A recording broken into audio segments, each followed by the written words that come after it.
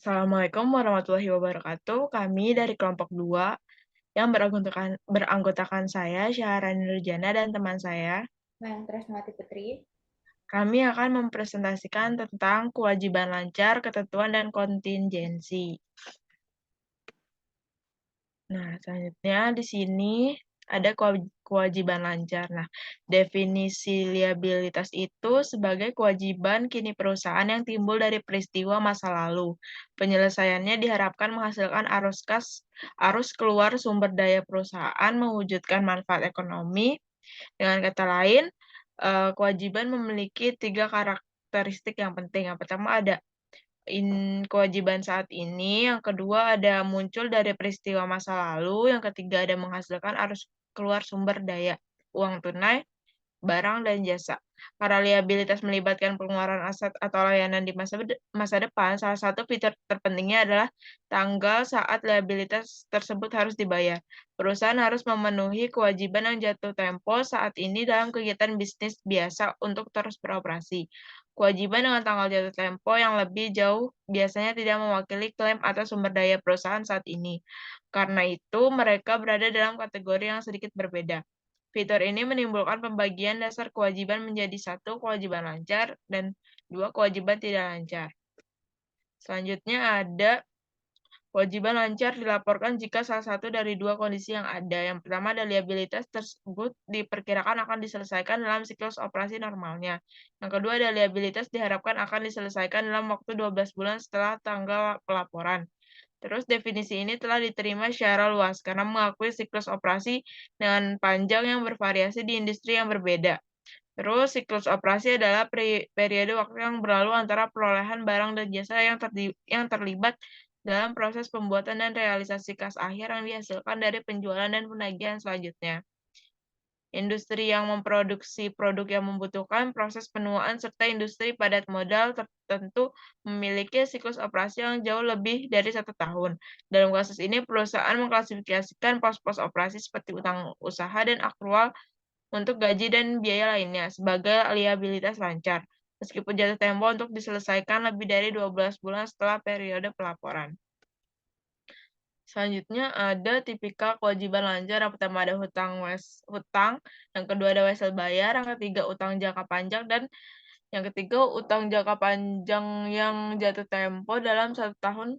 Yang keempat ada kewajiban jangka pendek yang diharapkan akan dibiayai kembali. Yang kelima ada hutang dividen, yang keenam ada uang muka dan simpanan nasabah, yang ketujuh ada pendapatan diterima di muka, yang kedelapan ada hutang penjualan dan pajak tambahan nilai, yang kesembilan ada pajak penghasilan terutang, yang ke-10 ada kewajiban terkait karyawan. Selanjutnya ada tipikal kewajiban lancar. Nah, di sini utang dagang adalah saldo uang kepada pihak lain untuk barang, perlengkapan, atau layanan yang diberi dengan akun terbuka. Utang dagang muncul karena jeda waktu antara penerimaan layanan atau perolehan hak atas aset dan pembayarannya. Persyaratan penjualan misalnya 30 atau 1/10 atau IOM biasanya menyatakan jangka waktu perpanjangan kredit ini umumnya 30 sampai 60 hari. Sebagian besar perusahaan mencatat kewajiban untuk pembelian setelah barang diterima. Jika hak milik telah dialihkan kepada pembeli sebelum barang diterima, perusahaan harus mencatat transaksi pada saat peralihan hak milik. Perusahaan harus memberi perhatian khusus pada transaksi yang terjadi menjelang akhir satu periode akuntansi dan awal periode berikutnya. Perlu dipastikan bahwa catatan barang yang diterima persediaan sesuai dengan kewajiban hutang dagang dan mencatat keduanya pada periode yang tepat. Mengukur jumlah hutang usaha tidak menimbulkan kesulitan khusus. Faktor yang diterima dari kreditur menentukan tanggal jatuh tempo dan pengeluaran uang yang tepat yang diperlukan untuk menyelesaikan rekening. Satu-satunya perhitungan yang mungkin diperlukan menyangkut jumlah diskon tunai. Selanjutnya ada hutang wesel bayar atau wesel bayar. Wesel bayar adalah janji tertulis untuk membayar sejumlah uang tertentu pada tanggal tertentu di masa depan. Mereka mungkin timbul dari pembelian, pembiayaan, atau transaksi lainnya. Beberapa industri memerlukan catatan atau sering disebut sebagai wesel bayar atau dagang. Sebagian besar dari transaksi penjualan atau pembelian sebagai pengganti perpanjangan normal kredit akun terbuka. Wesel bayar bank ke bank atau perusahaan pinjamannya umumnya timbul dari pinjaman tunai. Perusahaan mengklasifikasikan wesel sebagai jangka panjang, jangka pendek atau jangka panjang, tergantung pada tanggal jatuh tempo pembayaran. Catatan juga mungkin berbunga atau tanpa bunga. Selanjutnya ada surat berbunga diterbitkan. Asumsikan Castlelbank setuju untuk meminjamkan 100.000 euro pada tanggal 1 Maret 2019 pada Landscape Company. Jika Landscape menandatangani nota 4 bulan 100.000 dengan 6%, Landscape mencatat kas yang diterima pada tanggal 1 Maret sebagai berikut. Nah, sini ada entry jurnalnya 1 Maret 2019, mendebit kas 100.000 dan kredit notes payable 100.000. Itu untuk merekod 6% untuk 4 bulan wesel dari Castlelbank. Untuk Castlelbank. Yang ke-8 Terus selanjutnya ada jika Landscape menyiapkan laporan keuangan setiap semester. Jurnal penyesuaian berikut dibuat untuk mengakui beban bunga dan utang bunga sebesar 2 juta dari 100% dikali 6% dikali 4 bulan per 12 pada 30 Juni 2019. Nah, untuk menjurnalnya itu dia mendebit interest expense 2.000 dan interest payable 2.000, menkredit interest payable di kredit 2.000. Nah, selanjutnya jika Landscape menyiapkan laporan keuangan setiap bulan, beban bunganya pada akhir setiap bulan adalah 500 dari 100.000 dikali 6% dikali 1 per 12.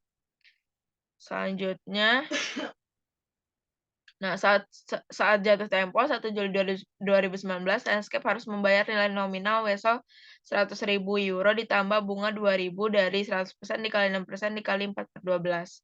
Landscape mencatat pembayaran wesel dan bunga akrual sebagai berikut. Nah, ini pencatatan 1 Juli 2019, mendebit notes payable 100.000, interest payable debit 2.000 dan mengkredit cash 102.000 untuk mencatat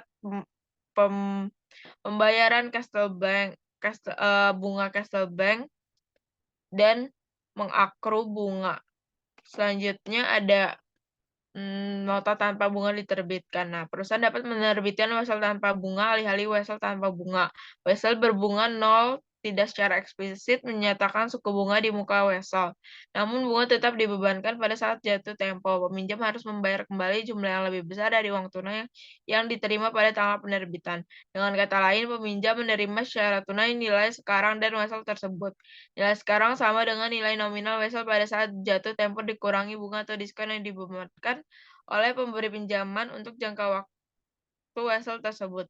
Sebagai ilustrasi, asumsikan bahwa Landscape menerbitkan wesel berbunga 100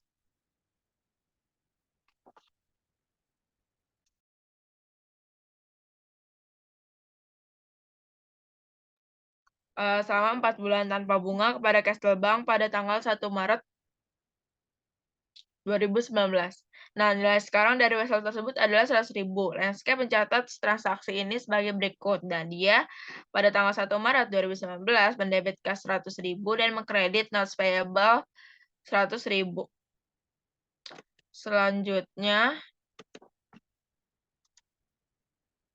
nah, Landscape mengkredit akun hutang wesel untuk nilai sekarang dari wesel tersebut yaitu 100.000 euro. Jika Landscape menyiapkan laporan keuangan setiap semester, maka jumlah penyesuaian berikut dibuat untuk mengakui bunga dan kenaikan wesel bayar sebesar 2.000 euro pada 30 Juni 2019. Nah, pada 30 Juni 2019 itu mencatat mendebit interest expense 2.000 dan mengkredit notes payable sebesar 2.000. Nah, pada saat jatuh tempo 1 Juli 2019, Landscape harus membayar nilai nominal wesel tersebut sebagai berikut. Nah, untuk yang 1 Juli 2019, yang debit notes payable 102.000 dan mengkredit cash 102.000. Nah, dalam hal ini jumlah beban bunga yang tercatat dan total pengeluaran kas sama persis apakah Landscape menandatangani perjanjian pinjaman dengan suku bunga yang ditetapkan atau menggunakan pendekatan suku bunga nol. Keadaan ini jarang terjadi karena seringkali peminjam dengan wesel berbunga harus melakukan pembayaran tunai untuk bunga selama jangka waktu wesel setiap bulan.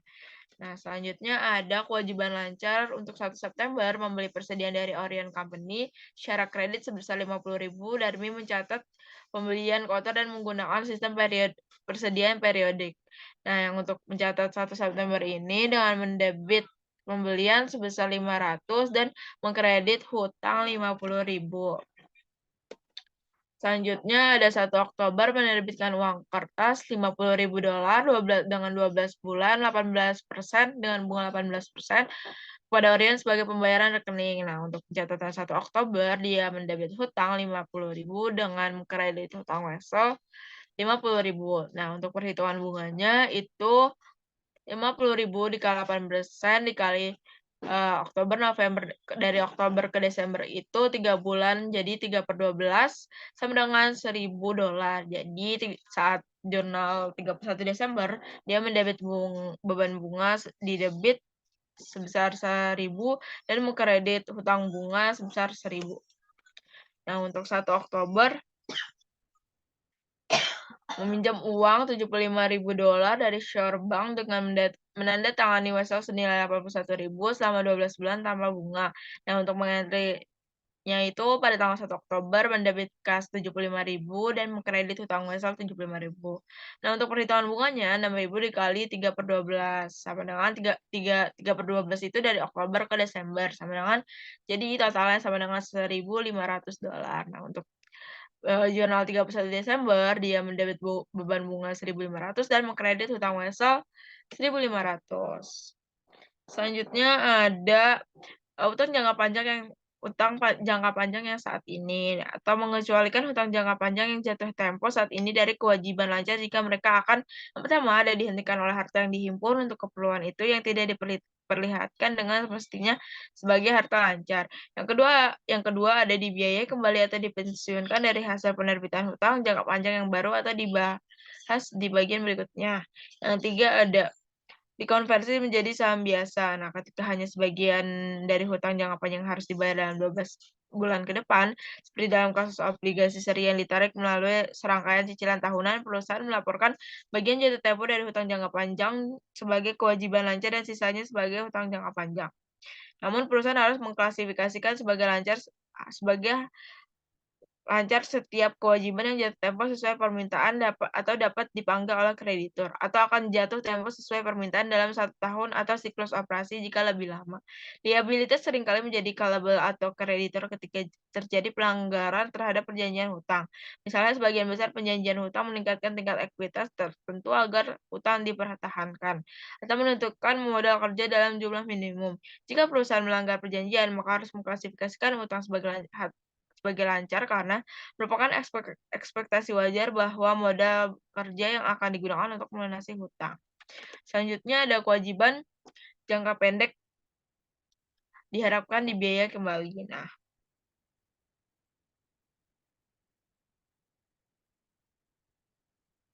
tadi itu sorry.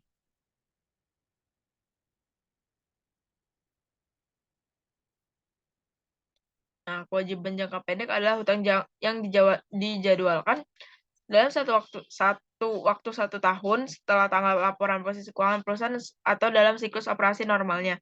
Beberapa kewajiban jangka pendek diharapkan akan dibiayai kembali diharapkan dalam jangka panjang. Kewajiban jangka pendek ini tidak memerlukan penggunaan modal kerja selama tahun depan. Pada suatu waktu, profesi akuntan umumnya mendukung pengecualian kewajiban jangka pendek dan dari kewajiban lancar jika mereka diharapkan untuk dibayar kembali. Tetapi profesi tersebut tidak memberikan pedoman khusus, sehingga perusahaan menentukan apakah kewajiban jangka pendek diharapkan akan dibayar kembali, semata-mata berdasarkan niat manajemen untuk membiayai kembali secara jangka panjang. Klasifikasi tidak jelas. Misalnya, sebuah perusahaan mungkin memperoleh pinjaman bank 5 tahun tetapi menangani pembiayaan aktual dengan catatan 90 hari yang harus dibalik atau diperbaharui.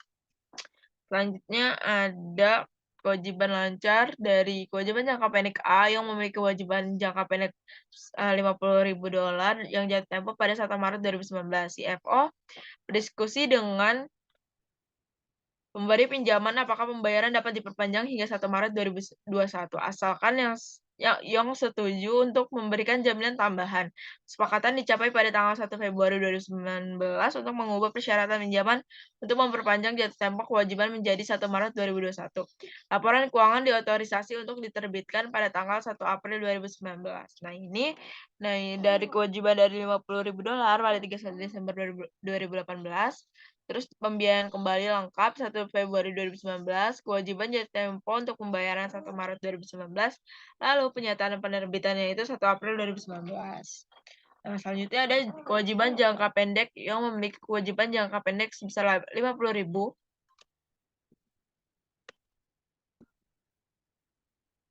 Ini sama. Soalnya jadi kewajiban saat ini dari 50.000 itu pada tanggal 31 Desember 2019. Nah, karena perjanjian itu tidak ada pada saat pelaporan tanggal 31 Desember, kewajiban tersebut harus dilaporkan sebagai kewajiban lancar. Selanjutnya, kewajiban jangka pendek B yang juga memiliki kewajiban jangka pendek lainnya sebesar $120.000 yang jatuh tempo pada 15 Februari 2019. Dalam diskusinya dengan pemberi pinjaman setuju untuk memperpanjang tanggal jatuh tempo hingga 1 Februari 2020. Perjanjian tersebut ditandatangani pada 18 Desember 2018. Surat pernyataan diotorisasi untuk diterbitkan pada tanggal 31 Maret 2019. Nah, di sini ada pembiayaan kembali lengkap pada 18 Desember 2018, kewajiban dari 120.000 di 31 Desember 2018.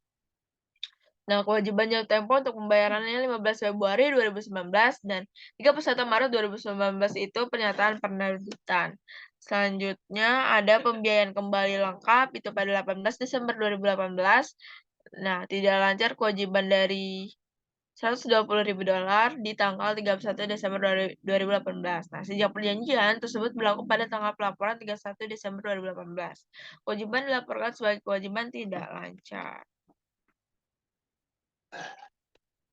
Selanjutnya ada hutang dividen. Hutang dividen adalah jumlah terhutang oleh perusahaan kepada pemegang sahamnya sebagai akibat dari otorisasi dewan direksi atau dalam kasus lain suara pemegang saham. Pada tanggal deklarasi, perusahaan mengambil tanggung jawab yang menempatkan pemegang saham pada posisi kreditur dalam jumlah dividen yang diumumkan, karena perusahaan selalu membayar dividen tunai dalam waktu 1 tahun setelah diumumkan, atau umumnya dalam 3 bulan. Mereka mengklasifikasikan sebagai kewajiban lancar. Nah, di sisi lain, perusahaan tidak mengakui dividen terakumulasi tapi tidak diumumkan pada saham preferensi kumulatif sebagai liabilitas. Mengapa? Karena tunggakan dividen preferensi bukan kewajiban sampai Dewan Direksi mengesahkan pembayaran. Namun demikian, perusahaan harus mengungkapkan jumlah dividen kumulatif yang belum dibayarkan dalam sebuah catatan atau menunjukkan dalam tanda kurung di bagian modal saham. Nah, hutang dividen dalam bentuk saham tambahan tidak diakui sebagai kewajiban. Dividen saham tersebut tidak memerlukan pengeluaran aset atau jasa di masa depan. Perusahaannya umumnya melaporkan dividen saham yang tidak dibagikan di bagian ekuitas karena perubahan laba ditahan dalam proses transfer ke modal saham. Selanjutnya, ada uang muka dan simpanan pelanggan atau setoran pelanggan. Nah, kewajiban lancar pada mencakup setoran tunai yang dapat dikembalikan yang diterima dari pelanggan dan karyawan.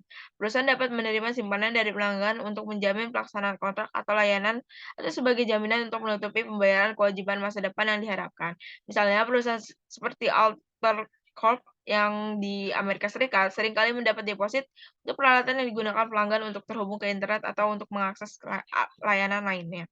Altel juga dapat menerima deposit dari pelanggan sebagai jaminan atas kemungkinan kerusakan properti. Selain itu, beberapa perusahaan mewajibkan karyawannya untuk menyetor uang untuk pengembalian kunci atau properti perusahaan lainnya. Mengklasifikasikan pos-pos ini sebagai kewajiban lancar atau tidak lancar bergantung pada waktu antara tanggal penyimpanan dan pemutusan hubungan yang memerlukan penyimpanan tersebut. Nah, slide 23.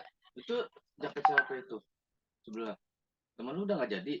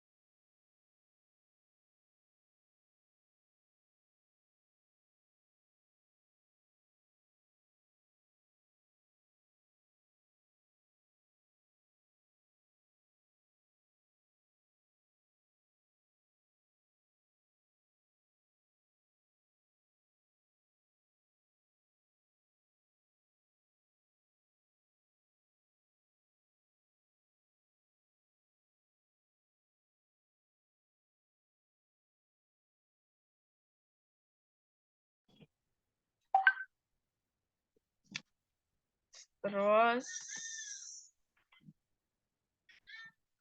selanjutnya ada pendapatan diterima di muka. Nah, pembayaran diterima sebelum menyediakan barang atau melakukan jasa.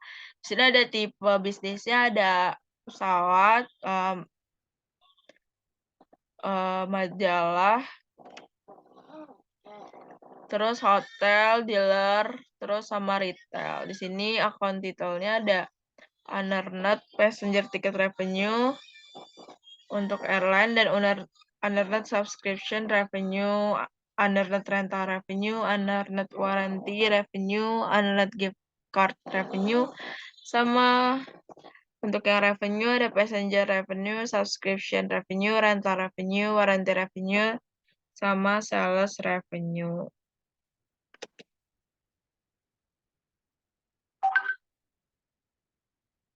Selanjutnya ini ada BE13 strip 6 Sports Pro Magazine menjual 12.000 langganan tahunan pada 1 Agustus 2019 seharga 18 euro masing-masing. Setiap entry jurnal Sports Pro 1 Agustus 2019 dan entry penyesuaian tahunan 31 Desember 2019. Pada jurnal 1 Agustus itu debit kas 216, pendapatan diterima kredit pendapatan diterima di muka 216.000. Itu dari 12.000 dikali 18 euro. Untuk 31 Desember mendebit pendapatan diterima di muka 90.000 dan kredit pendapatan berlangganan 90.000. Terus itu dari 216.000 dikali 5/12 sama dengan 90.000. Dari 5/12 dari Agustus ke Desember. Selanjutnya ada hutang pajak penjualan dan pajak pertambahan nilai. Sebagian besar negara memiliki pajak konsumsi. Pajak konsumsi umumnya berupa pajak penjualan atau pajak pertambahan nilai. Tujuan dari pajak ini adalah untuk menghasilkan pendapatan bagi pemerintah yang serupa dengan pajak penghasilan perusahaan atau pribadi. Kedua pajak ini mencapai tujuan yang sama, memungut pajak konsumen akhir dari barang atau jasa. Namun kedua sistem menggunakan metode yang berbeda untuk mencapai tujuan ini. Selanjutnya ada hutang pajak penjualan. Untuk mengilustrasikan penghitungan pajak penjualan, asumsikan halo supermarket menjual roti kepada konsumen pada hari tertentu seharga 2.400 euro dengan asumsi tarif pajak penjualan sebesar 10%. Halo supermarket membuat entry berikut untuk mencatat penjualannya. Terus dia mencatat cash di debit 2.640, pendapatan penjualannya 2.400, hutang pajak penjualannya di kredit 240. Itu dari 10%, hutang pajak penjualannya itu dari 10% dari 240. Jadi dia mengeluarkan kasnya sebesar 2.640. Selanjutnya ada hutang pajak pertambahan nilai. Selanjutnya ada pajak pertambahan nilai atau PPN digunakan oleh otoritas pajak lebih dari pajak penjualan lebih dari 100 negara mengharuskan perusahaan memungut pajak pertambahan nilai seperti yang didakwa sebelumnya. Pajak pertambahan nilai adalah pajak konsumsi. Pajak ini dikenakan pada suatu produk atau jasa setiap kali nilai ditambah pada suatu tahap produksi dan pada penjualan akhir. PPN adalah biaya bagi Beli, ada aku yang tahu nih.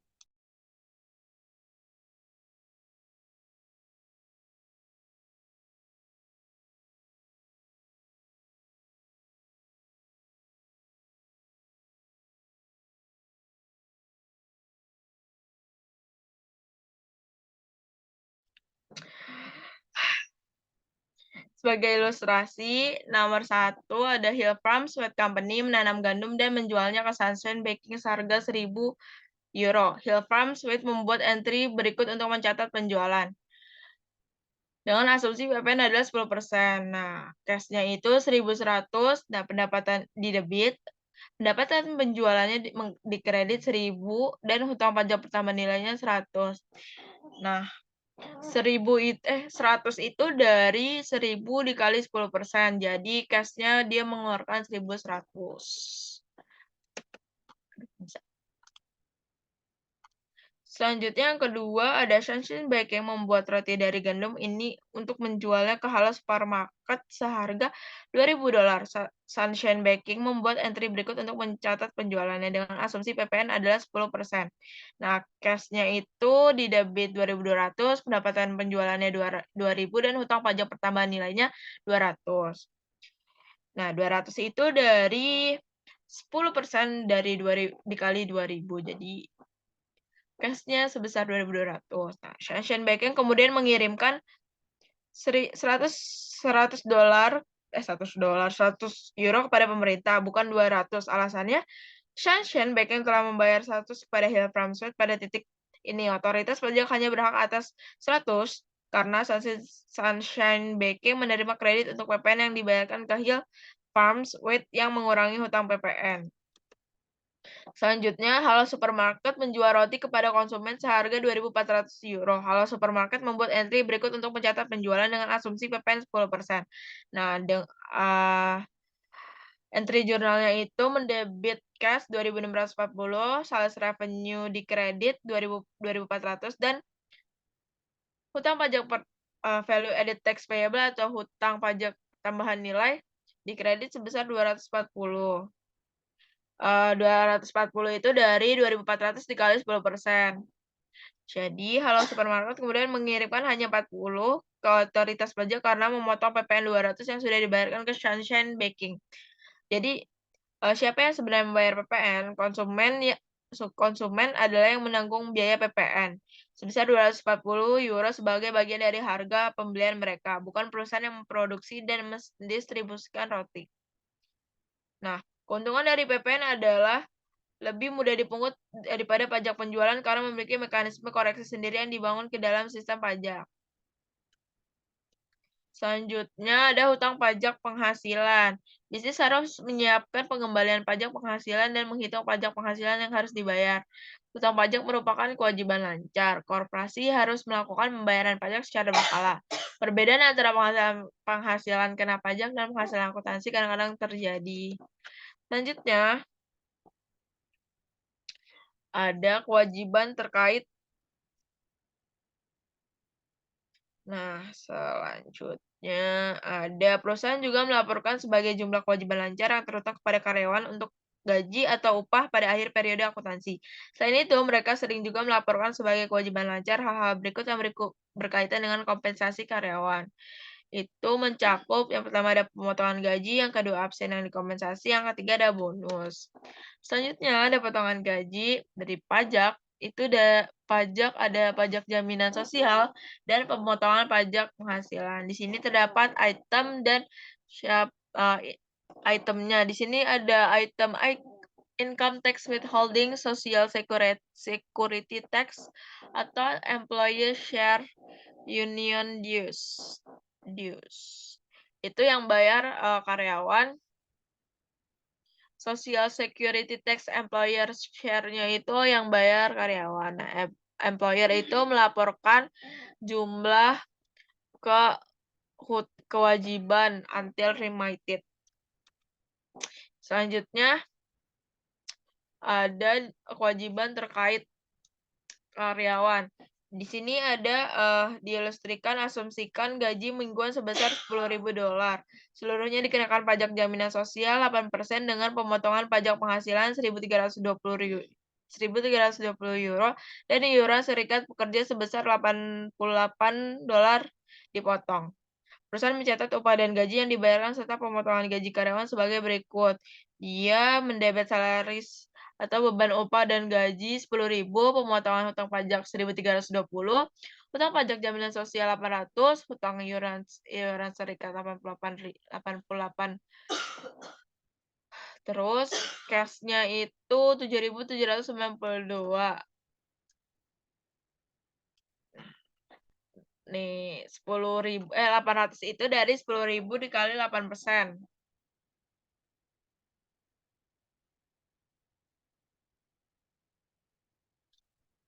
Terus di sini selanjutnya diasumsikan gaji mingguan sebesar 10.000 seluruhnya dikenakan pajak jaminan sosial 8% dengan pemotongan pajak penghasilan sebesar 1.320 dan iuran serikat pekerja sebesar 88 euro dolar dipotong. Perusahaan mencatat pajak gaji majikan sebagai berikut. Ada beban pajak penggajian 800 di debit, hutang pajak jaminan sosial di kredit. Selanjutnya ada kewajiban terkait karyawan. Nah, absen berkompensasi adalah cuti berbagai pekerjaan seperti cuti dan bersalin, paternitas, dan cuti juri. Pertimbangan berikut ini relevan dengan akuntansi untuk cuti berbayar. Hak vested ada ketika majikan memiliki kewajiban untuk melakukan pembayaran kepada karyawan setelah menghentikan pekerjaannya. Dengan demikian, hak pribadi tidak bergantung pada layanan masa depan karyawan. Hak akumulasi adalah hak yang dapat dialihkan oleh karyawan ke periode mendatang jika tidak digunakan pada periode di mana diperoleh. Misalnya, asumsikan bahwa mendapat gaji liburan selama 4 hari pada tanggal 31 Desember, akhir tahun fiskal perusahaan. Kebijakan perusahaan adalah bahwa akan dibayar untuk waktu liburan ini meskipun sudah memutuskan hubungan kerja. Dalam situasi ini, gaji liburan 4 hari itu menjadi hak dan majikan harus mendapat jumlahnya. Nah, terus dianggap bahwa hari liburan tidak ditentukan tetapi dapat membawa 4 hari itu ke periode selanjutnya. Meskipun hak tersebut tidak diberikan, mereka mempunyai hak akumulasi yang harus diakrual oleh pemberi kerja. Namun jumlah akrual disesuaikan untuk memperkirakan penyitaan karena perputaran. Hak tidak dapat diakumulasikan, tidak dapat diteruskan, mereka akan hilang jika tidak digunakan. Akibatnya perusahaan tidak mengakui liabilitas atau beban sampai waktu absen atau manfaat jika seorang karyawan mengambil hari libur selama sebulan dan itu tidak terakumulasi, maka hari libur tersebut merupakan beban pada bulan tersebut. Demikian pula tunjangan seperti cuti melahirkan atau paternitas bergantung pada kejadian di masa depan yang tidak terakumulasi. Oleh karena itu, biaya ini diakui hanya pada saat ketidakhadiran dimulai. Selanjutnya ada ilustrasi diasumsikan Amutran NV mulai beroperasi pada 1 Januari 2019. Perusahaan ini mempekerjakan 10 orang dan membayar masing-masing 480 euro per minggu. Karyawan mendapatkan 20 minggu liburan yang tidak digunakan pada tahun 2019. Pada tahun 2020, karyawan menggunakan minggu liburan, tetapi sekarang mereka masing-masing mendapatkan 540 euro per minggu. Amutran memperoleh akumulasi pembayaran liburan pada 31 Desember sebagai berikut. Dia mendebit beban gaji dan upah 9.600 dan mengkredit gaji dan hutang upah 9.600. Pada tahun 2020 mencatat pembayaran liburan sebagai berikut. Nah, dia mendebit gaji dan hutang upah gaji 9.600, mendebit beban upah 1.200 dan mengkredit cash 10.800. Selanjutnya ada kewajiban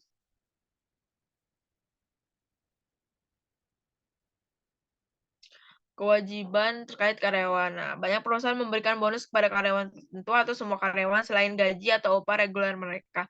Seringkali jumlah bonus bergantung pada laba tahunan perusahaan. Perusahaan dapat mempertimbangkan pembayaran bonus kepada karyawan sebagai gaji dan upah tambahan dan harus memasukkannya sebagai pengurang dalam menentukan laba bersih untuk tahun tersebut.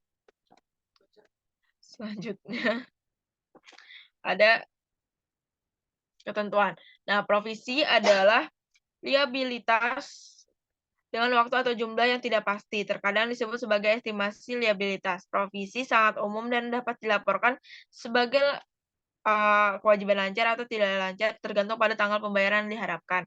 Jenis ketentuan yang umum adalah kewajiban yang terkait dengan litigasi, penjaminan atau jaminan produk, restrukturisasi bisnis, dan kerusakan lingkungan. Nah, selanjutnya ada pengakuan suatu provisi. Perusahaan mengakui beban dan kewajiban terkait untuk provisi hanya jika 3 kondisi berikut terpenuhi. Yang pertama, perusahaan memiliki kewajiban kini atau hukum atau konstruktif sebagai akibat peristiwa masa lalu. Yang kedua, ada besar kemungkinan bahwa arus keluar sumber daya yang mengandung manfaat ekonomi diperlukan untuk menyelesaikan kewajiban. Dan yang ketiga, estimasi yang andal dapat dibuat mengenai jumlah kewajiban. Jika ketiga kondisi ini tidak terpenuhi, tidak ada provisi yang diakui. Dalam menerapkan syarat pertama, peristiwa masa lalu atau sering disebut sebagai peristiwa wajib masa lalu pasti telah terjadi. Dalam menerapkan kondisi kedua, istilah kemungkinan didefinisikan sebagai lebih mungkin terjadi daripada tidak. Ungkapan ini ditafsirkan berarti kemungkinan terjadinya lebih besar dari 50% jika probabilitas 50% atau kurang provisi tidak diakui. Selanjutnya ada diasumsikan bahwa estimasi yang andal dari jumlah kewajiban dapat ditentukan. Nah, contoh pengakuannya itu dari jaminan fakta status SA memberikan jaminan pada pelanggan terkait penjualan produk elektriknya. Garansi tersebut berlaku selama 3 tahun sejak tanggal penjualan. Berdasarkan pengalaman sebelumnya, ada kemungkinan besar bahwa akan ada beberapa klaim berdasarkan garansi. Nah, questionnya atau pertanyaannya, haruskah Santos mengakui pada tanggal laporan posisi keuangan suatu penyisian untuk biaya garansi yang belum diselesaikan? Terus solusinya, jaminan adalah kewajiban sekarang sebagai akibat dari peristiwa yang mengikat di masa lalu. Peristiwa yang mengikat di masa lalu adalah penjualan produk dengan jaminan yang menimbulkan kewajiban hukum. Nah, yang kedua, jaminan mengakibatkan harus keluar sumber daya yang mengandung manfaat penyelesaian. Kemungkinan besar akan ada beberapa klaim terkait dengan jaminan ini. Perusahaan satu harus mengakui ketentuan tersebut berdasarkan pengalaman masa lalu. Selanjutnya ada kewajiban konstruktif adalah kewajiban yang timbul dari tindakan perusahaan di mana yang pertama ada melalui pola praktik masa lalu yang mapan, kebijakan yang diterbitkan atau pernyataan terkini yang cukup spesifik. Perusahaan telah menunjukkan kepada pihak lain bahwa ia akan menerima tanggung jawab tertentu. Yang kedua, ada akibatnya perusahaan telah menciptakan harapan yang sah di pihak-pihak lain bahwa perusahaan akan melaksanakan tanggung jawab tersebut.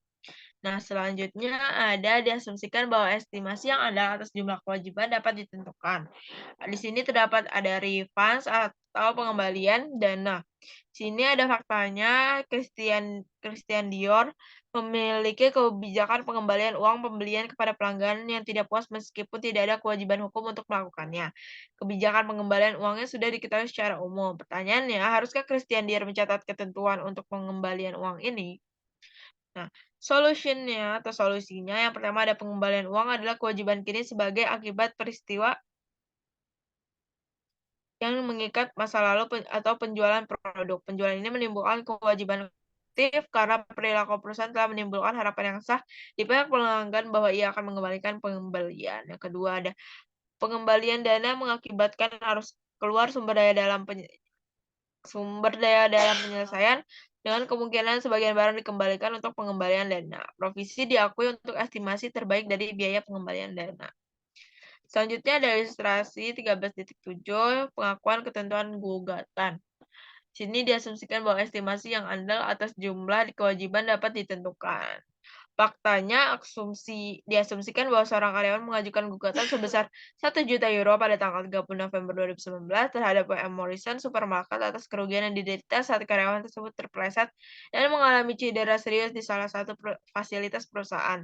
Pengacara Morrison percaya bahwa Morrison tidak akan kalah dalam tuntutan hukum, menempatkan kemungkinan pembayaran di masa depan kurang dari 50%. Dengan pertanyaannya, haruskah Morrison mengakui provisi untuk tuntutan hukum pada 31 Desember 2019? Solusinya, meskipun peristiwa yang mengikat di masa lalu telah terjadi atau cedera yang mengarah pada pengajuan gugatan, kecil kemungkinannya lebih mungkin daripada tidak bahwa Morrison harus membayar ganti rugi apapun. Oleh karena itu, Morrison tidak perlu mencatat ketentuan. Sebaliknya, jika pengacara Morrison memutuskan bahwa perusahaan mungkin akan kalah dalam tuntutan hukum tersebut, maka Morrison harus mengakui suatu provisi pada tanggal 31 Desember 2019. Nah, selanjutnya akan dijelaskan oleh Mayang.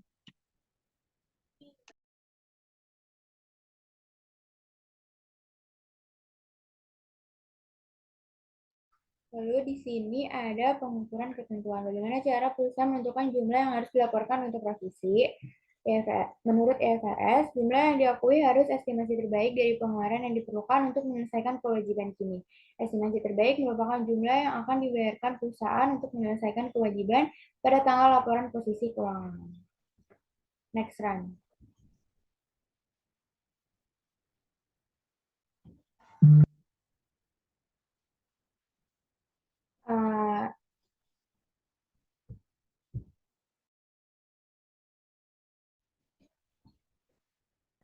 Di sini ada pengukuran ketentuan. Bagaimana cara perusahaan menentukan jumlah yang harus dilaporkan untuk provisi?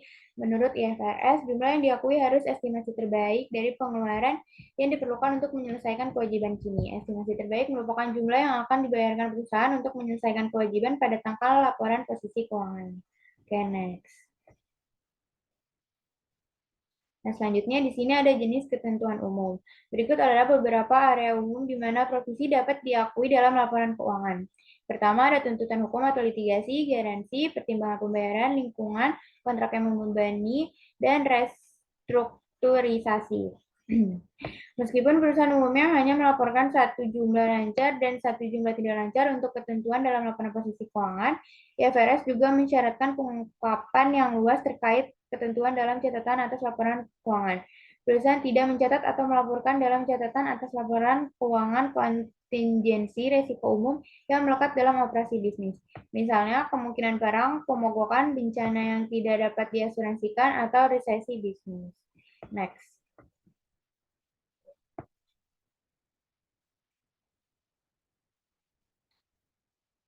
Selanjutnya, di sini ada jenis ketentuan umum. Yang pertama yaitu ketentuan litigasi. Perusahaan harus mempertimbangkan faktor-faktor berikut, antara lain dalam menentukan apakah akan mencatat kewajiban sehubungan dengan litigasi, klaim dan penilaian yang tertunda atau terancam, dan klaim dan penilaian aktual atau yang mungkin terjadi. Jadi yang pertama itu ada periode waktu di mana penyebab yang mendasari tindakan terjadi, yang kedua probabilitas hasil yang tidak menguntungkan, yang ketiga kemampuan untuk membuat masuk akal estimasi jumlah kerugian. Untuk melaporkan kerugian dan liabilitas dalam laporan keuangan, penyebab litigasi harus terjadi pada atau sebelum tanggal laporan keuangan. Tidak masalah bahwa perusahaan mengetahui adanya atau kemungkinan gugatan atau klaim setelah tanggal laporan keuangan, tetapi sebelum menerbitkannya.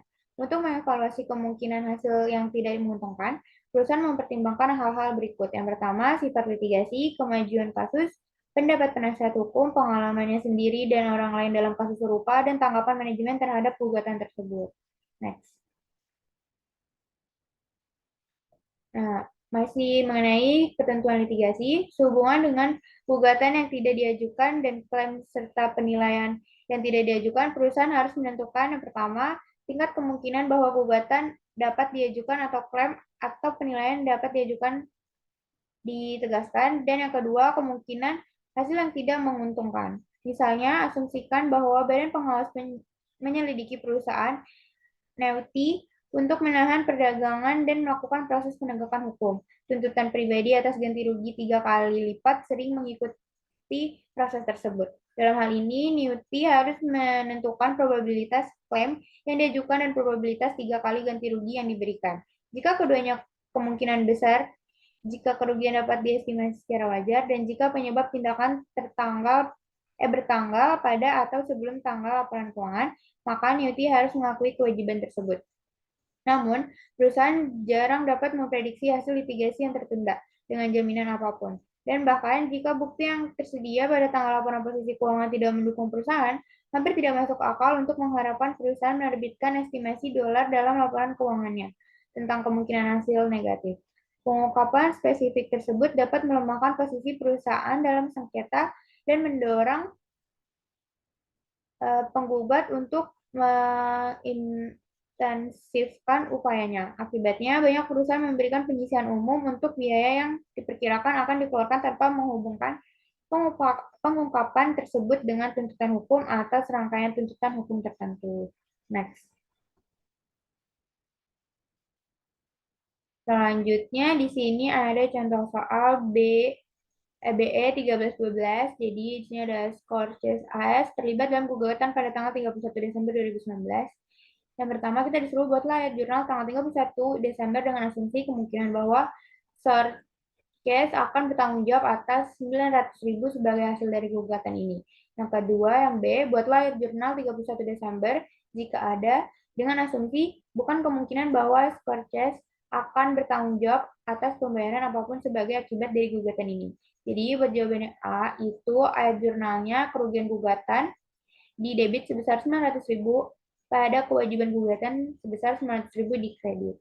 Dan buat yang B itu entry-nya nggak ada, jadi tidak diperlukan entry karena kerugian tersebut tidak diakui karena kecil kemungkinannya suatu liabilitas telah terjadi pada 31 Desember 2019.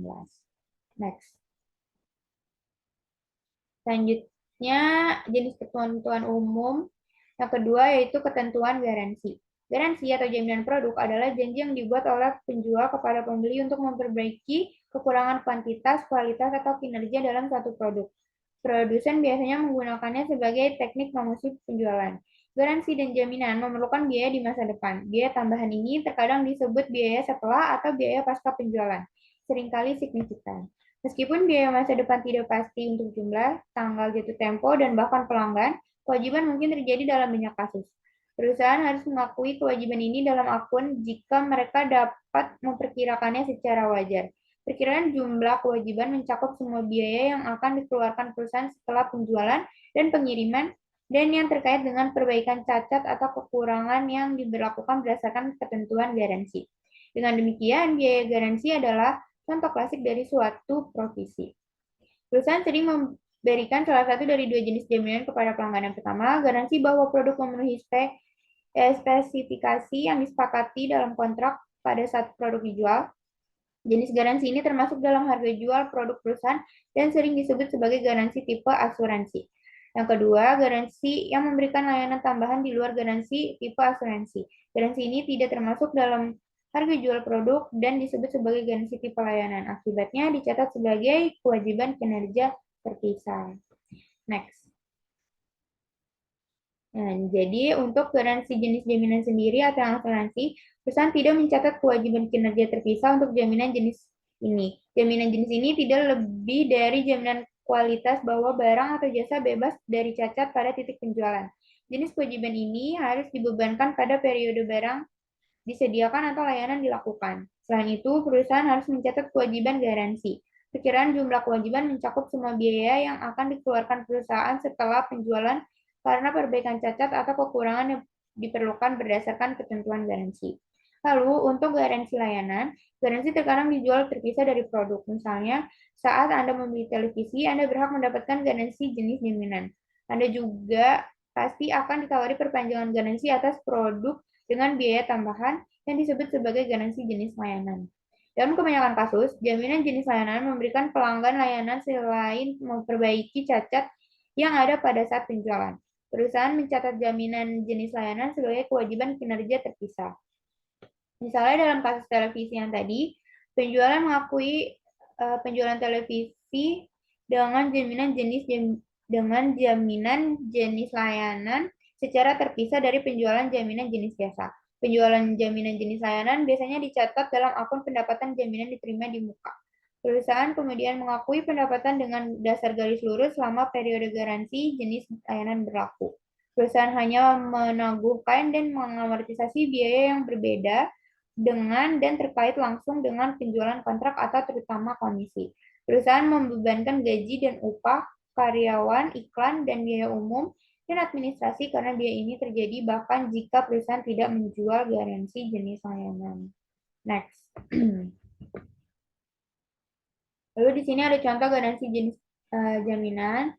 Di sini ada Denson Machinery Company memulai produksi mesin baru pada Juli 2019 dan menjual 100 mesin ini seharga 5.000 tunai pada akhir tahun. Setiap mesin bergaransi selama 1 tahun.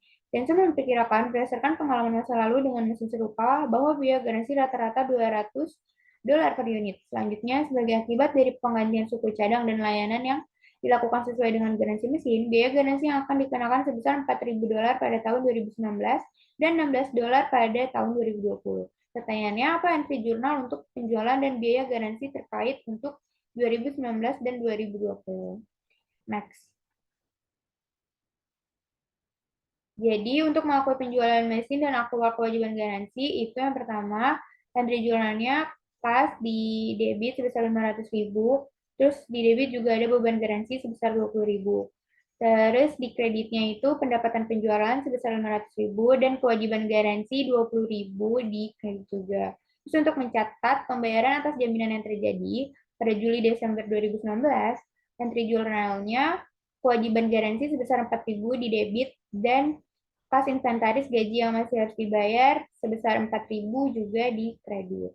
Next. Selanjutnya ini untuk catat ada jurnal penyesuaian untuk mencatat perkiraan biaya garansi dan kewajiban garansi untuk klaim garansi yang diharapkan pada tahun 2020. Jadi ini uang 31 Desember 2019 itu ada biaya garansinya di debit sebesar 16.000, terus di kreditnya itu kewajiban garansi sebesar 16.000 juga. Terus untuk 1 Januari sampai 31 Desember 2020 entry jurnalnya itu kewajiban garansi di debit sebesar 16.000 dan pas inventaris gaji yang masih harus dibayar itu di kredit sebesar 16.000 juga. Jadi pada akhir tahun 2020 tidak ada kewajiban garansi yang dilaporkan untuk mesin yang dijual pada tahun 2019. Next.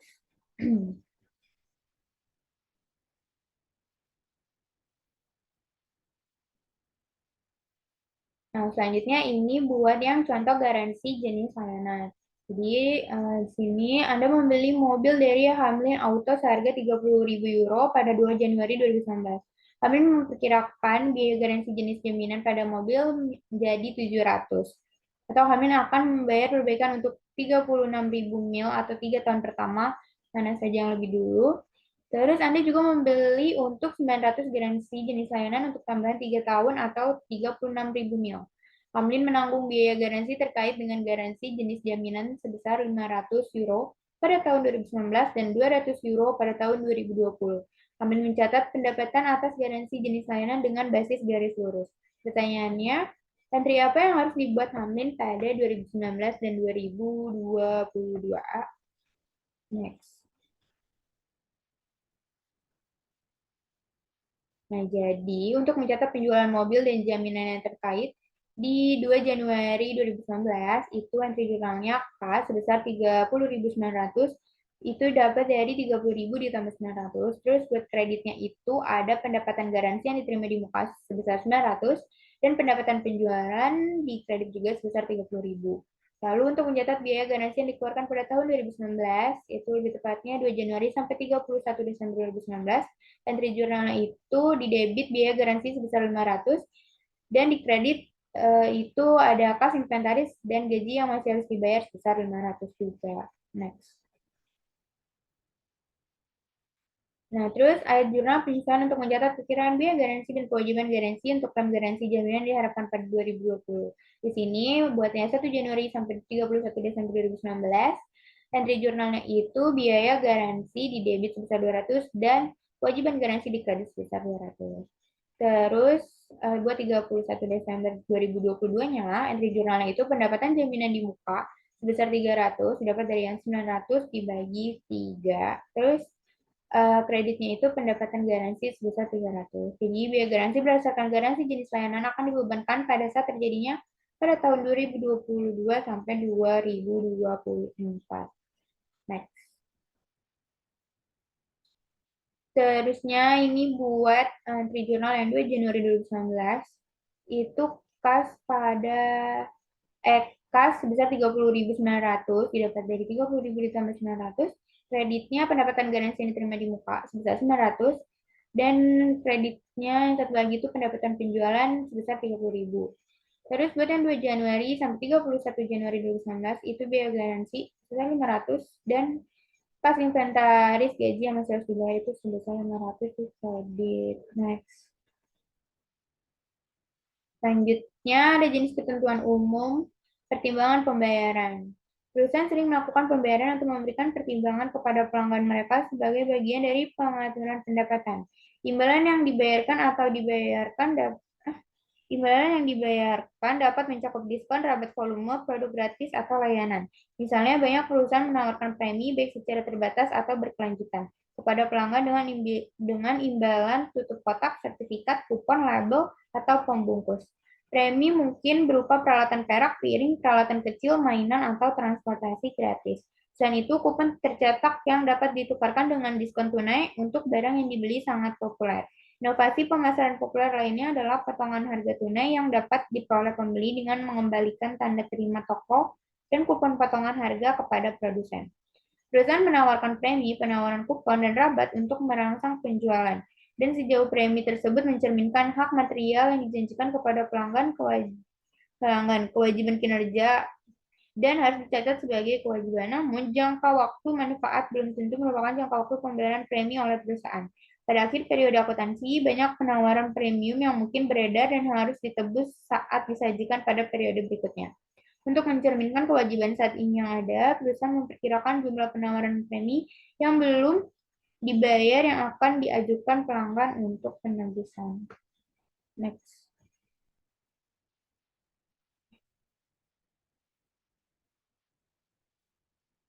Sampai mana tadi? Slide 59 sekarang. Nah, ini contoh pertimbangan pembayaran. Jadi, di sini ada Fluffy Cake Mix Ltd menjual kotak campuran kue seharga 3 euro per kotak. Selain itu, Fluffy Cake menawarkan kepada pelanggannya mangkuk besar yang tahan lama dengan imbalan 1 euro dan 10 kotak. Mangkuk pencampur Fluffy Cake Mix berharga 2 euro dan perusahaan memperkirakan bahwa pelanggan akan menembus 60% dari tutup kotak. Penawaran premium dimulai pada Juni 2019. Selama 2019, Fluffy Cake Mix membeli 20.000 mangkok pencampur seharga 2 euro, menjual 300.000 kotak campuran kue seharga 3 euro per kotak, dan menukarkan 60.000 tutup kotak. Pertanyaannya, entry apa yang harus dicatat Fluffy Cake Mix di 2019? Next run. Pennya hilang.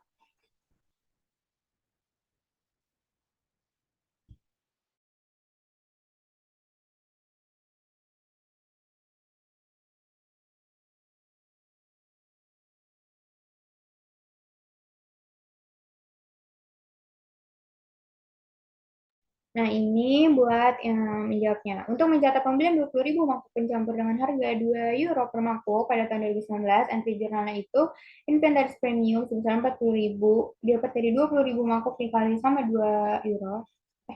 Itu apa nih? Terus di kreditnya itu kas sebesar 40.000.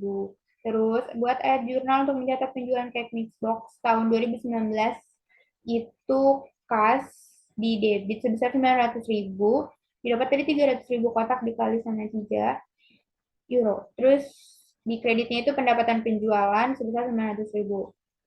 Terus untuk mencatat penembusan aktual 60.000 tutup kotak, Anda terima 1 euro per 10 tutup kotak, dan pengiriman mangkuk pencampur, entry jurnal itu kas di debit sebesar 6.000, terus debit juga ada pengeluaran premi sebesar 6.000, dan kreditnya itu inventaris premi sebesar 12.000, didapat dari 60.000 di 10 dikali sama 2. Next. Terus ini buat perhitungan kewajiban premi pada 31 Desember 2019. Nah, jurnal penyesuaian untuk mencatat tambahan beban premi dan estimasi kewajiban premi pada tanggal 31 Desember 2019 adalah sebagai berikut. Biaya premi sebesar 12.000 di debit dan kewajiban premi sebesar 12.000 di kredit. Oke, next.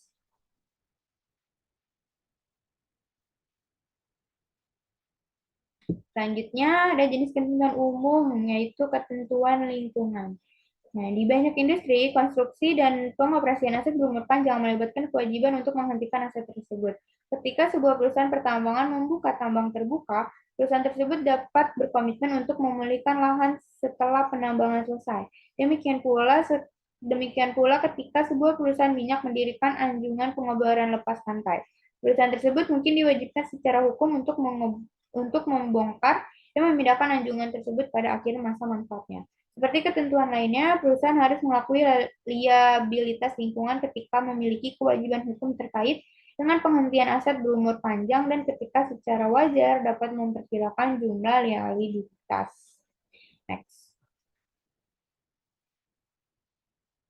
Nah, selanjutnya, ya buat acara wajib. Jadi di ketentuan lingkungan itu ada acara wajib, pengukuhan, dan pengakuan, dan alokasi. Nah, buat yang acara wajib itu, contoh kewajiban hukum yang ada yang merupakan pengakuan kewajiban termasuk namun tidak terbatas pada penonaktifan fasilitas nuklir, pembongkaran, pemulihan, dan reklamasi properti minyak dan gas bumi, biaya penutupan reklamasi dan pemindahan fasilitas pertambangan tertentu, biaya penutupan dan pasca penutupan KPA. Untuk memperoleh masa manfaat dari aset berumur panjang ini, perusahaan umumnya secara hukum berkewajiban untuk biaya yang terkait dengan penghentian aset. Apakah perusahaan menyewa pihak lain untuk melakukan kegiatan pensiun atau melakukan kegiatan dengan tenaga kerja dan peralatannya sendiri? Kewajiban lingkungan memunculkan berbagai pola pengakuan. Misalnya, kewajiban mungkin timbul pada awal penggunaan aset, seperti pembangunan anjungan minyak atau dapat dibangun seiring waktu, seperti pembuangan sampah yang meluas seiring waktu, tempat pembuangan sampah. Terus, untuk yang pengukuran, sebuah perusahaan awalnya mengukur tanggung jawab lingkungan pada perkiraan terbaik dari biaya masa depan. Kewajiban lingkungan selain itu, misalnya di sini ada Wilkat harus menambah beban bunga setiap periode. Wilkat mencatat beban bunga dan kenaikan terkait loyalitas lingkungan pada tanggal 31 Desember 2019 sebagai berikut. Estimasi yang harus mencerminkan jumlah yang akan dibayarkan perusahaan di pasar aktif untuk menyelesaikan kewajibannya. Terus buat yang pengakuan dan alokasi, untuk mencatat liabilitas lingkungan dalam laporan keuangan, perusahaan memasukkan biaya yang terkait dengan liabilitas lingkungan dalam jumlah tercatat aset berumur panjang terkait dan mencatat liabilitas untuk jumlah yang sama. Itu mencatat biaya lingkungan sebagai bagian dari aset terkait karena biaya ini terkait dengan pengoperasian aset dan diperlukan untuk menyiapkan aset untuk penggunaan yang dimaksudkan. Oleh karena itu, aset spesifik seperti tambang anjungan pengeboran, pembangkit listrik tenaga nuklir harus ditingkatkan karena manfaat ekonomi masa depan berasal dari penggunaan aset produktif ini. Perusahaan tidak boleh mencatat biaya lingkungan yang dikapitalisasi dalam akun terpisah karena tidak ada manfaat ekonomi masa depan yang dapat dikaitkan dengan biaya ini. Pada periode berikutnya, perusahaan mengalokasikan biaya aset ke beban selama periode masa manfaat aset terkait. Perusahaan dapat menggunakan metode garis lurus untuk alokasi ini, serta alokasi sistematis dan rasional lainnya. Next. Lalu ada jenis ketentuan umum, yaitu ketentuan kontrak yang membebani. Kadang perusahaan memiliki apa yang disebut sebagai kontrak yang memberatkan atau membebani. Kontrak ini adalah kontrak di mana biaya yang tidak dapat dihindari untuk memenuhi kewajiban melebihi manfaat ekonomi yang diharapkan akan diterima. Contoh, kontrak yang memberatkan adalah kerugian yang diakui atas komitmen pembelian yang tidak menguntungkan yang tidak dapat dibatalkan terkait dengan item persediaan. Biaya yang diharapkan untuk mencerminkan biaya neto terkecil untuk keluar dari kontrak yang lebih rendah dari pertama, biaya pemenuhan kontrak, atau yang kedua, kompensasi denda yang timbul dari kegagalan untuk memenuhi kontrak. Next. Ini ada ilustrasinya. Sumart Sports beroperasi secara menguntungkan di pabrik yang telah disewa dan membayar sewa bulanan. Sumart memutuskan untuk merelokasi operasinya ke fasilitas lain, namun sewa fasilitas selama tetap berjalan selama 3 tahun ke depan. Sayangnya, Sumart tidak bisa membatalkan sewa dan juga tidak bisa menyewakan pabrik ke pihak lain. Biaya yang diharapkan untuk memenuhi kontrak yang memberatkan ini adalah 200.000 euro. Dalam hal ini, Sumart membuat entry sebagai berikut. Jadi entry-nya itu kerugian atas kontrak sewa sebesar 200.000 di debit dan kewajiban kontrak sewa sebesar 200.000 di kredit. Next. Terus ini masih sama yang kayak tadi, asumsikan fakta yang sama seperti di atas untuk contoh Sumart dan perkiraan biaya untuk memenuhi kontrak adalah 200.000 euro. Namun Sumart dapat membatalkan sewa dengan membayar denda sebesar 175.000. Dalam hal ini, Sumart harus mencatat kewajiban sebagai berikut. Jadi, pencatatannya itu kerugian atas kontrak sewa sebesar 175.000 di debit dan kewajiban kontrak sewa sebesar 175.000 di kredit. Next. Selanjutnya di sini ada jenis ketentuan umum, yaitu ketentuan restrukturisasi. Akuntansi untuk profesi restrukturisasi masih kontroversial. Begitu perusahaan membuat keputusan untuk merestrukturisasi sebagian operasinya, mereka tergoda untuk membebankan biaya sebanyak mungkin untuk ketentuan ini. Alasannya, banyak yang percaya analis sering menolak biaya ini sebagai bagian dari operasi yang berkelanjutan, dan oleh karena itu agak tidak relevan dalam menilai kinerja perusahaan secara keseluruhan. Mengubur biaya sebanyak mungkin dalam ketentuan restrukturisasi sehingga memungkinkan perusahaan untuk memberikan presentasi yang lebih optimis dari hasil operasi saat ini. Dan kenapa buka WA? Maaf ya. Oke.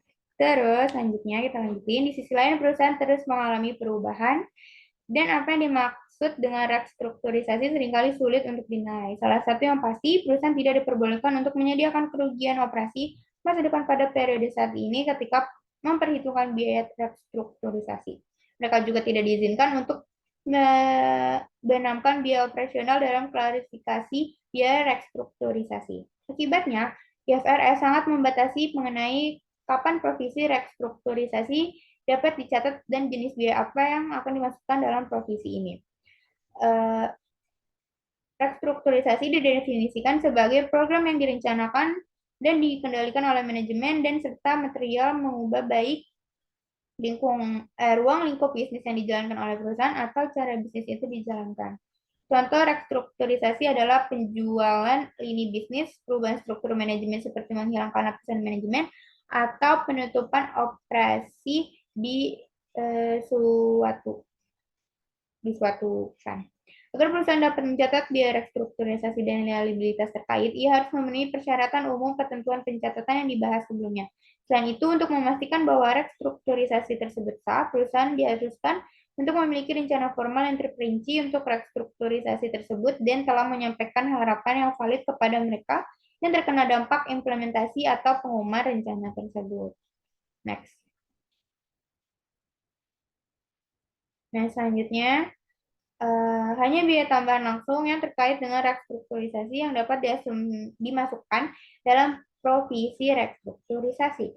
Pada saat yang sama, IFRS memberikan pedoman khusus terkait biaya dan kerugian tertentu yang harus dikecualikan dari provisi restrukturisasi. Nah, di sini di tabelnya ada biaya yang termasuk itu ada langsung dan incremental. Itu ada biaya pemutusan hubungan kerja karyawan terkait langsung dengan restrukturisasi, ada biaya pemutusan kontrak seperti denda, penghentian sewa, dan ada ketentuan kontrak yang memberatkan. Terus buat yang biaya dikecualikan itu, ada investasi dalam sistem baru, pemanfaatan fasilitas yang lebih rendah, biaya pelatihan atau relokasi staf, biaya pemindahan aset atau operasi, biaya administrasi atau pemasaran, alokasi overhead perusahaan, perkiraan biaya operasi di masa depan atau yang diharapkan, dan kerugian operasi kecuali yang berhubungan dengan kontrak yang memberatkan. Secara umum, daftar biaya yang dikecualikan terdiri dari pengeluaran yang terkait dengan operasi bisnis di masa mendatang dan bukan merupakan kewajiban yang terkait dengan restrukturisasi pada akhir periode pelaporan. Oleh karena itu, pengeluaran tersebut diakui dengan dasar yang sama seolah-olah pengeluaran tersebut timbul secara independen dan restrukturisasi. Oke, next. Selanjutnya di sini ada asuransi diri.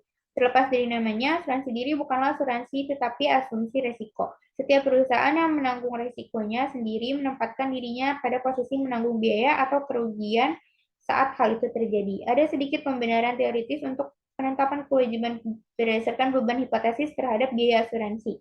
Kondisi aktual yang dinyatakan dalam IFRS tidak terpenuhi sebelum terjadinya peristiwa tersebut. Sampai saat itu tidak ada penurunan nilai properti dan tidak seperti perusahaan asuransi yang memiliki kewajiban kontrak untuk mengganti kerugian pemegang polis, perusahaan tidak dapat memiliki kewajiban seperti itu untuk dirinya sendiri dan karenanya tidak ada kewajiban baik sebelum atau sesudah terjadinya kerusakan. Eksposur terhadap resiko kerugian akibat cedera masa lalu yang tidak diasuransikan kepada orang lain, bagaimanapun adalah kondisi yang ada melibatkan ketidakpastian tentang jumlah dan waktu kerugian yang mungkin timbul. Perusahaan dengan armada kendaraan misalnya harus menanggung kerugian yang tidak diasuransikan akibat cedera pada orang lain atau kerusakan properti orang lain yang tidak yang terjadi sebelum tanggal pelaporan keuangan. Next. Selanjutnya, pengungkapan terkait ketentuan. Pengungkapan terkait ketentuan sangat luas. Perusahaan harus menyediakan rekonsiliasi saldo awal hingga saldo akhir untuk setiap kelompok provisi utama, mengidentifikasi apa yang menyebabkan perubahan selama periode tersebut. Selain itu, provisi harus dijelaskan dan waktu yang diharapkan dari setiap arus keluar harus diungkapkan juga pengungkapan tentang ketidakpastian yang terkait dengan arus keluar yang diharapkan serta penggantian yang diharapkan harus disediakan. Terus, next. Selanjutnya ada kontingensi. Kontingensi itu secara umum semua profesi bersifat kontingen karena tidak pasti waktu atau jumlahnya. Namun, IFRS menggunakan istilah kontingensi untuk liabilitas dan aset yang tidak diakui dalam laporan keuangan. Kewajiban kontingensi tidak diakui dalam laporan keuangan karena merupakan yang pertama, kewajiban yang mungkin terjadi atau belum dikonfirmasi sebagai kewajiban kini. Kedua, kewajiban kini yang memungkinkan besar tidak akan dibayar. Dan yang ketiga, kewajiban kini yang estimasi kewajibannya tidak dapat diandalkan. Contoh kewajiban kontingensi adalah gugatan yang hanya mungkin merugikan perusahaan dan jaminan yang terkait dengan kolektibilitas piutang. Nah, ini ada ilustrasi 13-16 yang menyajikan pedoman umum akuntansi dan pelaporan kewajiban kontingensi. Oke, next. Lalu di sini ada aset kontingensi, yaitu adalah aktiva potensial yang timbul dari peristiwa masa lalu dan keberadaannya akan menjadi pasti dengan terjadi atau tidak terjadinya peristiwa masa depan yang tidak pasti yang tidak sepenuhnya berada dalam kendali perusahaan. Aset kontingensi yang umum yang pertama ada kemungkinan penerimaan uang dari hadiah, sumbangan, dan bonus. Yang kedua, kemungkinan pengembalian uang dari pemerintah dalam sengketa pajak. Yang ketiga, ada kasus pengendalian yang tertunda dengan kemungkinan hasil yang menguntungkan. Ini juga ada ilustrasinya sama kayak tadi. Oke, next. Ini ada presentasi dan analisis mengenai penyajian kewajiban lancar. Bentar.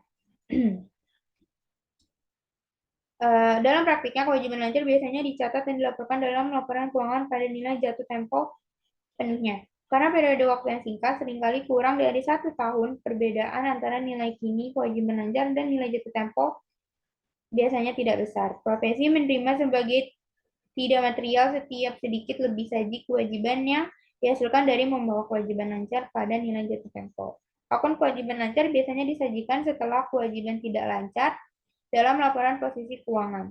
Dalam bagian kewajiban saat ini, perusahaan dapat mencantumkan akun dalam urutan jatuh tempo, dalam urutan jumlah menurun, atau dalam urutan preferensi likuidasi. Ilustrasi 13-19 yang ada di slide ini menyajikan kutipan yang diadaptasi dari laporan keuangan Wilmar International Limited yang mewakili laporan perusahaan besar. Informasi rinci dan tambahan mengenai kewajiban lancar harus cukup untuk memenuhi persyaratan pengungkapan penuh. Perusahaan harus secara jelas mengidentifikasi kewajiban yang dijamin serta menunjukkan aset terkait yang dijamin. Jika tanggal jatuh tempo kewajiban apapun dapat diperpanjang, perusahaan harus mengungkapkan rinciannya. Perusahaan tidak boleh mengimbangi kewajiban lancar terhadap aset yang akan diharapkan pada likuidasi mereka. Seperti dibahas sebelumnya, utang jangka panjang yang jatuh tempo dalam 1 tahun diklasifikasikan sebagai kewajiban lancar. Next. Lalu di sini ada analisis kewajiban lancar. Perbedaan antara kewajiban lancar dan tidak lancar adalah penting. Ini memberikan informasi tentang likuiditas perusahaan. Likuiditas mengenai kewajiban adalah waktu yang diharapkan untuk berlalu sebelum pembayarannya. Dengan kata lain, liabilitas yang akan segera dibayar adalah liabilitas lancar.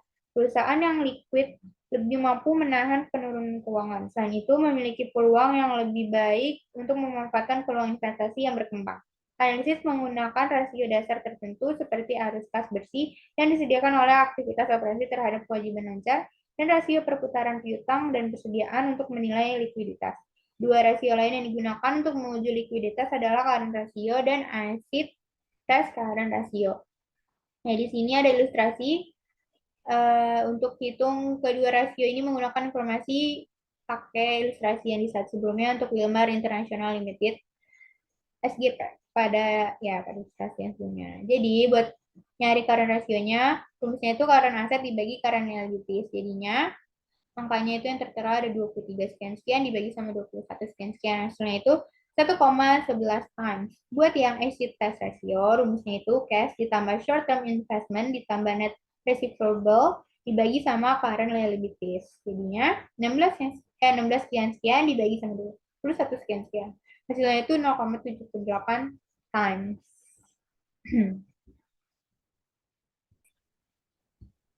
Selanjutnya ada soal E12.3. Nah, Kalau E12.3 masalah klasifikasi intangible. Langrova SPM memiliki jumlah berikut yang dilaporkan dalam buku besarnya pada tanggal 31 Desember 2019. Di sini berikut merupakan informasinya dari buku besar. Bisa dijelaskan. Nggak usah dibacain deh. Terus di sini instruksinya berdasarkan informasi sebelumnya, hitung jumlah total yang akan dilaporkan oleh Langrova untuk aset tidak berwujud pada laporan posisi keuangannya pada tanggal 31 Desember 2019. Sebagaimana dicatat, peralatan tersebut memiliki alternatif penggunaan masa depan. Yang kedua, jika suatu pos tidak termasuk dalam aset tidak berwujud, jelaskan pelakuan yang tepat untuk tujuan pelaporan. Nah, untuk menjawab nomor 1 itu, tadi ada merek dagang sebesar 20.000 euro. Terus kelebihan biaya aset nilai wajar aset yang teridentifikasi bersih anak perusahaan yang diakuisisi atau goodwill itu sebesar 75.000. Jadi total aset tidak berwujudnya itu 95.000 euro. Nah, untuk yang kedua, jelaskan perlakuan yang tepat untuk tujuan pelaporan. Nah, pertama, biaya organisasi itu harus dibebankan. Yang kedua, ada hutang obligasi 35.000 harus dilaporkan di bagian kewajiban tidak lancar. Terus, setoran dengan biro iklan untuk iklan guna mempromosikan niat goodwill perusahaan 10.000 euro harus dilaporkan sebagai biaya atau sebagai iklan prabayar di bagian aset lainnya. Biaya iklan pada umumnya dibebankan pada saat terjadinya atau saat pertama kali digunakan. Terus selanjutnya biaya peralatan yang diperoleh untuk proyek penelitian dan pengembangan sebesar 90.000 euro harus dilaporkan dengan properti, pabrik, dan peralatan. Karena peralatan tersebut memiliki penggunaan alternatif. Selanjutnya ada biaya pengembangan formula rahasia untuk produk yang diharapkan dapat dipasarkan setidaknya selama 20 tahun sebesar 70.000 euro harus diklasifikasikan dengan biaya penelitian dan pengembangan pada laporan laba rugi. Next, selanjutnya, Mayang. Ya, oke, siap nih. Oke, selanjutnya ini ada soal E12.8 tentang akuntansi untuk biaya organisasi. Jadi, Fontenot SE diselenggarakan pada tahun 2019 dan mulai beroperasi pada awal tahun 2019. Perusahaan bergerak di bidang jasa konsultasi desain interior. Biaya berikut dikeluarkan sebelum dimulainya operasi. Dan di sini ada keterangan biaya-biayanya, ada biaya pengacara, ada pembelian perlengkapan reaksi desain, ada biaya pertemuan untuk membahas kegiatan organisasi, dan ada biaya pengarsipan pemerintah untuk membuat perusahaan. Yang ditanya, hitung jumlah total biaya organisasi yang dikeluarkan oleh Fontenot yang B, itu disuruh menyiapkan jurnal untuk mencatat biaya organisasi untuk tahun 2019. Oke, next.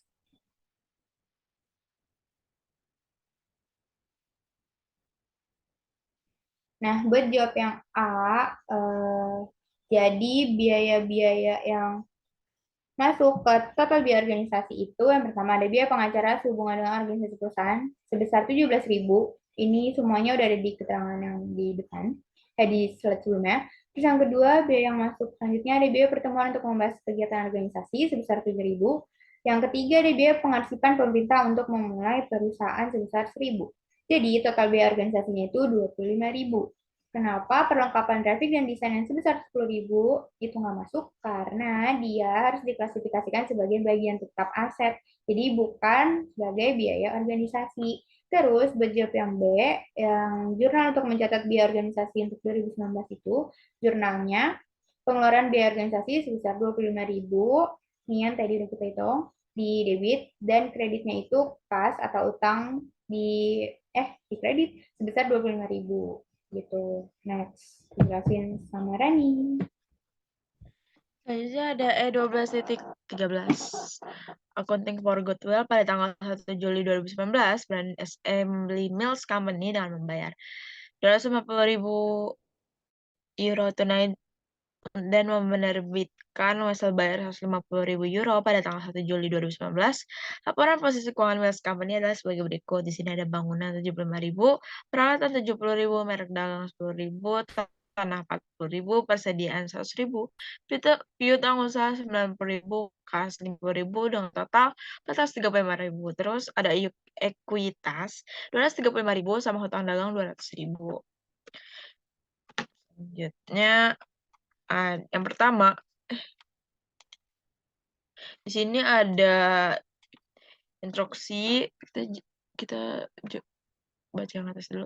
Jumlah tercatat semua perkiraan nilai saat ini kecuali tanah dengan nilai wajar 80.000 euro, inventaris nilai wajar 125.000 euro, dan merek dagang atau nilai wajarnya 15.000 euro. Di sini instruksinya yang pertama ada siapkan entry 1 Juli untuk Brandon untuk mencatat pembelian.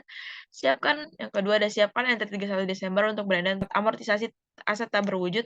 Merek dagang tersebut diperkirakan memiliki masa manfaat 4 tahun dengan nilai sisa 3.000 euro. Nah, untuk menjawabnya yang pertama itu entry 1 Juli untuk Brandon untuk mencatat pembelian. Ada bangunan 75.000 di debit. Sini di debit ada peralatan merek dagang peralatan 70.000, merek dagang 15.000, tanah 80.000, persediaan 125.000, piutang 90.000, kas 50.000, goodwill 50.000, kas 50.000, goodwill 90.000, dengan hutang dagang di kredit 200.000, wesel bayar di kredit 150.000, dan kas di kredit 250.000. Nah, di sini untuk mencatat 31 Desember, untuk Brandon untuk mencatat amortisasi aset tak berwujud, merek dagang tersebut diperkirakan memiliki masa manfaat 4 tahun dengan nilai sisa 3.000 euro. Terus, untuk menjurnalnya itu, beban amortisasi merek dagang di debit 1.500, merek dagang di kredit 1.500. Nah, 1.500 itu dari 15.000 dikurang 3.000,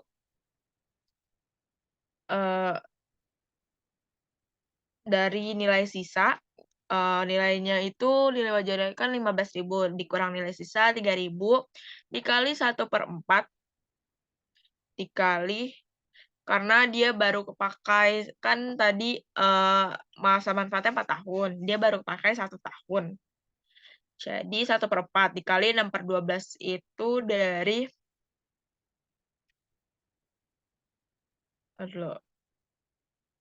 Juli ke Desember. Jadi 1.500.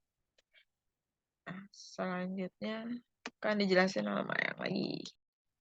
Ya, jadi di sini ada soal P12.2 mengenai akuntansi untuk paten. Ada collaboratories memegang paten yang berharga. Nah, nomornya banyak banget ya, bisa dibaca. Pada precipitator yang mencegah jenis polusi udara tertentu. Nah, Siko ini tidak memproduksi atau menjual produk dan proses yang dikembangkannya. Alih-alih ia melakukan penelitian dan mengembangkan produk dan proses yang dipatenkannya dan kemudian memberikan paten tersebut kepada produsen berdasarkan royalti. Kadang-kadang itu menjual paten. Nah, sejarah nomor paten Siko ini adalah sebagai berikut. Nih, dari 2011 sampai Juli 2018. Oke, next one.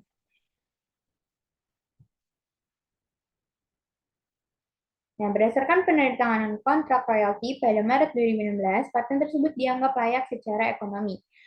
Ko mengasumsikan masa manfaat 17 tahun ketika menerima paten precipitator awal. Pada tanggal 1 Januari 2018, estimasi masa manfaatnya diturunkan menjadi 5 tahun tersisa. Amortisasi dihitung selama setahun penuh jika biaya tersebut dikeluarkan sebelum tanggal 1 Juli. Dan tidak ada amortisasi untuk tahun tersebut jika biaya tersebut dikeluarkan setelah tanggal 30 Juni. Tahun perusahaan berakhir pada tanggal 31 Desember. Instruksinya, kita disuruh menghitung nilai tercatat untuk paten nomor 7586002 1A pada setiap tanggal berikut. Yang pertama yang A, 31 Desember 2013, yang B, 31 Desember 2017, yang C, 31 Desember 2020. Next. Jadi buat yang hitung 31 Desember 2013, jadi biaya untuk memperoleh paten pada Januari 2013 kan sebesar 59.500. Nah, itu dikurang sama amortisasi 2013 sebesar 3.500. Itu didapat dari 59.500 dibagi sama masa manfaatnya itu 17 tahun. Jadi nilai tercatat pada 31 Desember 2013 adalah 56.000, didapat dari 59.500 dikurang 3.500. Dan semua biaya yang dikeluarkan sebelum Januari 2013 terkait dengan penelitian dan aktivitas pengembangan akan dibebankan pada saat terjadinya dengan IFRS. Terus buat jawab yang B atau yang 31 Desember 2017. Yang pertama, kita catat 1 Januari 2014 itu ada nilai tercatat paten sebesar 56.000 dan amortisasi pada 2014 sebesar 3.500. Karena sama kayak tadi di amortisasi 2013, 59.500 dibagi 17. Itu juga berlaku buat amortisasi di 2015. Jadi total amortisasi di 2014 ditambah sama 2015, hasilnya kan 7.000. Nah, itu eh, amortisasi 2014 sama 2015 itu menjadi pengurang dari nilai tercatat paten di 1 Januari 2014. Nah, hasilnya itu 49.000. Terus ada biaya hukum untuk mempertahankan paten di Desember 2015 sebesar 42.000. Jadi nilai tercatat di 31 Desember di 2015-nya itu jadi 91.000 karena 49.000 yang tadi ditambah sama yang biaya hukum sebesar 42.000. Terus buat biaya penelitian yang dikapitalisasi pada Mei 2016 sebesar 49.000. Terus ada amortisasi di 2016 sebesar 10.000 di mana itu didapat dari nilai tercatatnya 91.000 dibagi sama 14. Terus itu 14 karena tahunnya udah berkurang ya, karena ini udah 2016. Terus ditambah sama 49.000 yang biaya penelitian dibagi sama 14 juga, hasilnya 10.000. Terus itu berlaku juga buat amortisasi yang 2017. Jadi amortisasi 2016 ditambah amortisasi 2017 hasilnya 20.000. Terus 20.000 itu dijadiin pengurang. Jadi nilai tercatat di 31 Desember 2017 itu sebesar 120.000. Next. Terus buat biaya yang tadi, yang B, biaya yang dikeluarkan pada tahun 2005 terkait dengan penelitian dan pengembangan aktivitas dan dibebankan pada saat terjadinya. Kok 2005 ini maksudnya 2017. Terus yang C, buat yang jawab 31 Desember 2020, yang nilai tercatat, jadi 1 Januari 2018, nilai tercatatnya kan 120.000. Terus amortisasi 2018 itu sebesar 120.000 dibagi sama 5. Hasilnya 24.000. Itu sama juga, berlaku juga buat amortisasi 2019 dan 2020. Jadinya amortisasi 2018, 19, sama 20 itu ditambah, silakan 72.000. Nah, 72.000 itu menjadi pengurang buat nilai tercatat di 1 Januari 2018. Jadi, nilai tercatat di 31 Desember 2020 adalah 48.000. Dan biaya hukum pada tahun 2020 dikeluarkan karena gugatan itu gagal. Ini kenapa 2011? Oke, next. Jelasin Rani lagi. Selanjutnya ada soal P12.6. Aset tak berwujud komprehensif Montana Mats Golf Ltd dibentuk pada 1 Juli 2018 saat Megilke membeli Old Master Golf Company. Old Master memberikan instruksi golf video di kios di pusat perbelanjaan. Megilke berencana untuk mengintegrasi bisnis pengajaran ke dalam peralatan golf dan toko aksesorinya. Megilke membayar tunai 770.000 untuk tuan tua. Maksudnya older master. Pada saat itu, laporan posisi keuangan old master melaporkan aset sebesar 650.000 euro dan kewajiban sebesar 200.000 euro. Sehingga ekuitas menjadi 450.000 euro. Nilai wajar aset old master diperkirakan 800.000 termasuk dalam aset dalam nama dagang old master dengan nilai wajar 10.000 euro dan hak cipta atas beberapa buku instruksional dengan nilai wajar 24.000 euro. Nama dagang memiliki sisa umur 5 tahun dan dapat diperbarui dengan biaya nominal tanpa batas. Hak cipta memiliki sisa umur 40 tahun. Instruksinya, Itu yang pertama, siapkan bagian aset tidak berwujud Montana Mats pada tanggal 31 Desember 2018. Berapa beban amortisasi yang dimasukkan ke dalam pendapatan Montana Mats untuk tahun yang berakhir pada tanggal 31 Desember 2018. Tampilkan semua komputasi pendukung. Yang kedua, ada siapkan ayat jurnal untuk mencatat beban amortisasi tahun 2019. Siapkan bagian aset tidak berwujud Montana Mats pada tanggal 31 Desember 2019. Tidak ada penurunan nilai yang perlu dicatat pada tahun 2019. Yang ketiga, ada di penghujung tahun 2020. Magilke sedang mengevaluasi hasil bisnis instruksional karena persaingan sengit dari online dan televisi. Unit penghasil kelas Oldmaster telah merugi.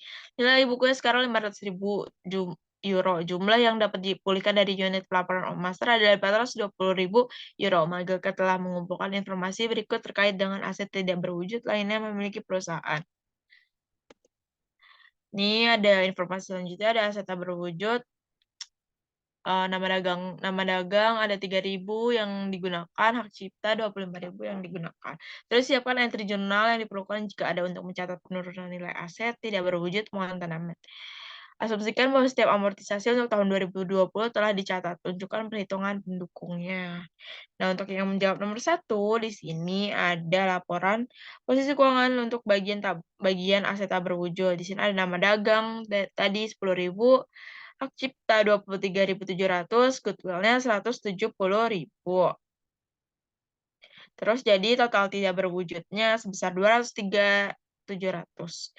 Terus untuk perhitungan nilai hak cipta Oldmaster, biaya hak cipta pada tanggal pembelian itu ada 24.000, terus amortisasi hak cipta untuk tahun 2018 itu 300. Dia jadi pengurang dari perhitungannya 24.000 dibagi 40 untuk masanya. Tadi masa sisa umur tahunnya 40, terus dikali setengah tahun karena sudah terpakai setengah tahun, jadi sebesar 300. Terus, jadi biaya hak cipta pada 31 Desember itu 23.700.